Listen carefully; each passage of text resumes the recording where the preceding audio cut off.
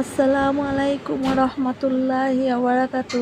সকালবেলা ঘুম থেকে উঠে ফ্রেশ হয়ে নাস্তা খেয়ে রওনা দিলাম ছোট ছেলের ও বৌমার বাসায়।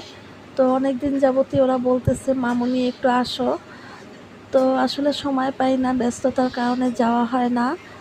যখন রওনা দিব তখনই বৃষ্টি শুরু হলো। তো কিছুক্ষণ অপেক্ষা করে আবার বের হলাম। রিক্সার জন্য অপেক্ষা করতেছিলাম, একটা রিক্সাও পাওয়া যায়নি, কারণ 5 মিনিটের পথ এখান থেকে। তো এর জন্য রিক্সা আসবে না।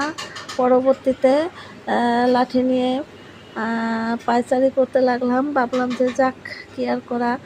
তো ওরা আসলে আমাকে খুবই পছন্দ করে, ছোট ছেলে ও বৌমা ভালোবাসে। তো যাই হোক, অনেক দিন আসা হয় না। তবে মেয়ে ও বড় ছেলে থাকলে খুবই ভালো হইতো। বড় ছেলে খুবই ব্যস্ত থাকে, মেয়ে অসুস্থ, তাই একত্র হতে পারলাম না। তো পরিবারের সাথে একসাথে বসে আড্ডা দিতে এবং খাওয়া দাওয়া করতে বেশ ভালোই লাগে।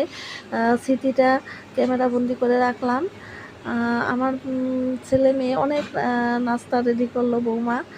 যাক, আলহামদুলিল্লাহ, বেশ আনন্দেই কাটালাম। আলহামদুলিল্লাহ, আলহামদুলিল্লাহ।